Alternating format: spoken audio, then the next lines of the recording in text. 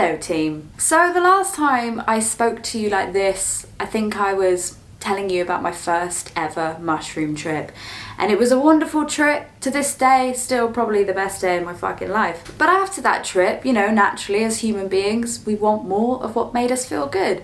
So I continued to order shrooms online, and I was successful up until a point. And that point happened maybe about a year ago now, and it's taken me a good year to process the magnitude of cringe and to just basically not want to kill myself every single time I think of this story.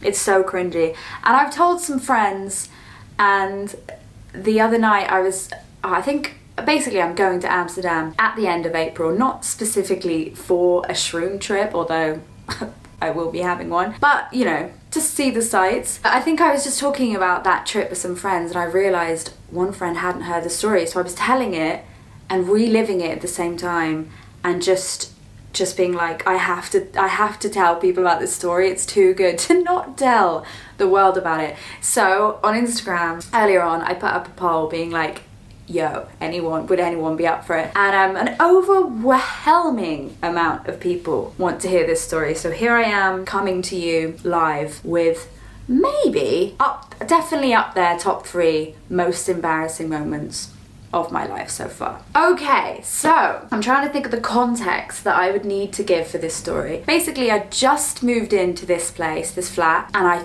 fucking love this place, and I wouldn't want anything to come in between me and this flat. I love it so much. So that's context point number 1. Context point number 2 is that I live above a shop, and one day near the beginning of this tenancy I wasn't around for some post. So the postman went to the shop and said, look, we've got this lady's stuff, do you want to hold it for her till she comes back? So I think nothing of it. I go and collect the post from the shop, everything's fine. A couple days later, or maybe even the next fucking day, I get a Facebook message from someone whose name I don't know, being like, hi, sorry to bother you, I just need to know, I can't remember what it was. It was something like, are you hearing lots of sound upstairs? Or I can't remember what he said, but it was basically alluding to the fact that I work in the shop below, and can you hear something from the staff room, or can you smell something from the staff room? I can't really remember. But regardless, I got this message and I was like, I'm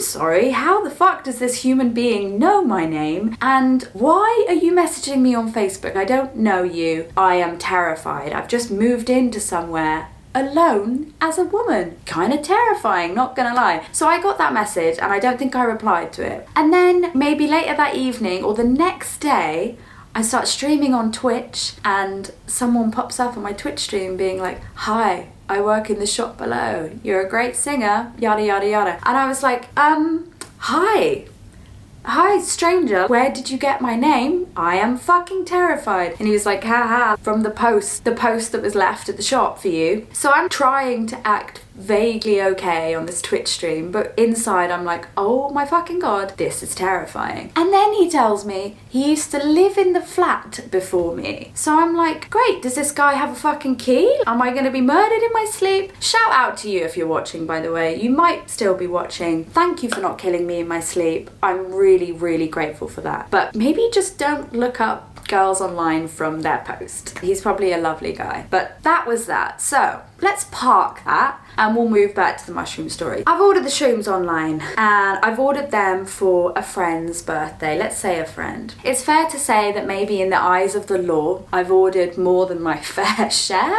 I don't know. It was enough for me and my friend to have a trip, and then for me to have a trip kind of separately, maybe a couple of weeks later. And like I said, I've ordered from this site before, so I knew how the tracking went. I knew that it might take a couple of weeks, but I was happy to wait. I'd ordered it like far in advance. It was all going to be fine. A couple of weeks passed and it still says that the shrooms are in France. And I'm like, okay, well, they've been in France for a hot minute now. Is it more likely that I'm probably just not going to get these? And my other friend, I'm just going to keep saying friend rather than pointing out the actual human beings that have also ordered shrooms online. My friend had said, you might be successful up until a point, but you know, at any point it might just be your package that gets stopped at customs, and you'll get a letter from them essentially being like, fucking stop, we see what you're doing, you're a piece of shit. So sure enough, after a couple of weeks, these shrooms just living their lives in France, I get a letter through my door saying, you're a piece of shit, we've seized your shrooms, we're gonna go and have a great fucking time with them, and you're never gonna get them. So I'm like, okay, this is really shit. It's 50 quid down the drain, but it's okay, like I'll cut my losses, it's fine. I don't need shrooms.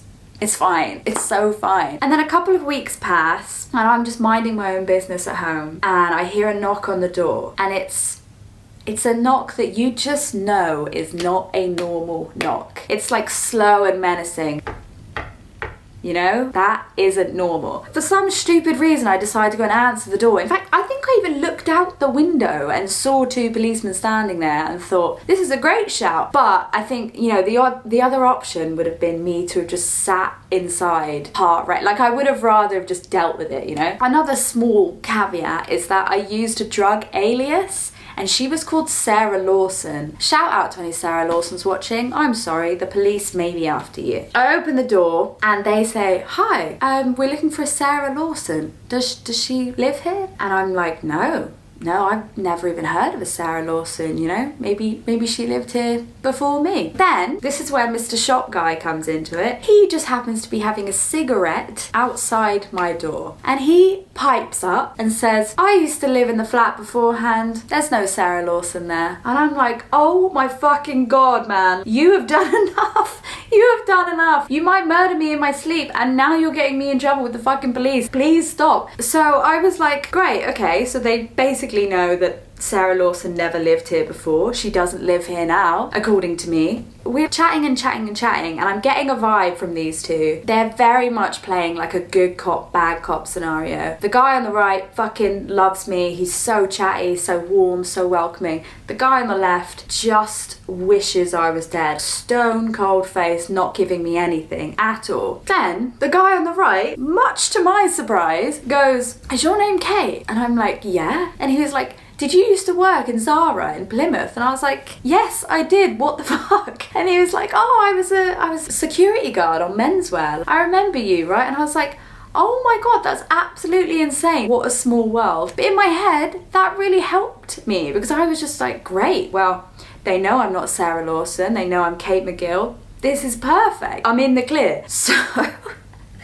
oh my God. So we're chatting for a good 3-4 minutes and I am lying to their faces, vaguely thinking that I'm getting away with it. Me personally, knowing myself, I am not doing well here because I don't lie like that. So I can feel it in my body when I'm lying and it doesn't feel good. But they're letting me think that I'm getting away with it. My guy on the left is not letting me think that I'm getting away with it. But the guy on the right, very warm, welcoming. And so he's like, right, well, okay, I think, you know, we've got everything that we need here. Is it okay if we just have your landlord's information so that we can just cross-reference and make sure that Sarah Lawson never lived here? And I was like, okay, yeah, no worries. Just thinking, oh my God, I've just moved into my dream fucking flat. I'm realizing as I'm saying this that my landlord might indeed watch this video. I'm sorry, it was a one-off. Please do not evict me. So I'm like, yeah, sure, I'll give you my landlord's number. No worries at all. I shut the door and I'm like, okay, Kate, you don't really have an option at this point. I don't want to be in trouble with my landlord. I love this place so much. I've just moved in. There is no other option but to completely unravel in front of them and admit that you're a fucking liar. So I opened the door. It was a really sunny day, absolutely fucking boiling outside. So I just thought, guys, you know, I played the really, really nice woman to get them out of the heat. I was like, guys, come in. It's really hot outside, like, come in. I shut the door. I sit on my stairs and I'm just like, guys, I've completely fucking lied to you. It's me. I am Sarah Lawson. I'm sorry. First of all, the fucking relief, the immediate relief of getting that off my shoulders. So the guy on the right is like, right, okay, so just to be sure, it was you that ordered the class A illegal fucking drugs. And I'm like, yeah, I'm really, really sorry. I won't ever do it again. I can't remember. I was just in a fucking, you can imagine what it's like. I was like, oh, I'm so sorry. Love me. And he's like, well, okay, we really appreciate you being honest. Do you mind if we just ask, in the interest of you being honest, were you intending to deal these drugs? And I was like, oh my God, no. And he's like, well, you know, you did order quite a lot of them. I was like, I'm not a dealer, man. I'm not going to deal them. And he was like, this is just a warning. You did order quite a lot and we don't want you to keep wasting your money, essentially. This is for your benefit. Stop doing this type thing. At one point, I vaguely remember making a case to the police about why shrooms are amazing. And I was like, well, you know, it's such a shame that these things are illegal because they give people so much, you know, they can take away depression and anxiety, and I had the best day of my life on shrooms, and, you know, trying to fully make a case to them. And I'm like, Kate, these are policemen. They see these as class A drugs. Stop trying to convince them that you should have these shrooms. I'm not entirely sure I was in the right mind at that point. And they were like, look, we don't care how you escape. I mean, I think I don't know what they thought of me, but they didn't think that I was using them for spiritual purposes. They basically just thought I was a druggie. So finally, I'm feeling so much relief, and they were going to let me off. It was just a warning. But the guy on the left, who had said nothing up until this point, pipes up at the very end and was like, oh, you're a YouTuber, right? And I was like, yeah, how do you know that? And he was like, well, you know, we've done our research. And I let them out. I shut the door and I'm like, oh my fucking God. My last, like, biggest video was my first mushroom trip. Wow. So not only did they know that it was me and that I was Sarah Lawson the whole fucking time, they were playing a game with me from start to finish, just watching me squirm and enjoying every second of it. And I can imagine them getting in their car and just laughing, or like watching the body cam footage over and over of this ridiculous girl lying, trying to get away with it, just for them to be like, oh, we literally know everything about you. We know every upload that you've ever had on YouTube. We know that you like psychedelics, and we also know the first name of your unborn child. I was absolutely mortified, and I think I went upstairs and just kind of lay down and just crumbled into myself over and over again. You know that meme of like so much cringe that they're just like folding in on themselves? That was essentially me for an entire year. If those policemen are watching, thank you for letting me off with a warning. I can guarantee you I will never order shrooms online again. What was I thinking in a way? How did I think I was going to get away with that for so fucking long? I don't know. So instead I'm just going to go to Amsterdam. That feels like the easiest thing to do. If I've learned anything, it's don't order shrooms online. And if you do, maybe don't upload a YouTube video about it, because they will know. I would actually pay good money to see that body cam footage. Oh my God. So there you go.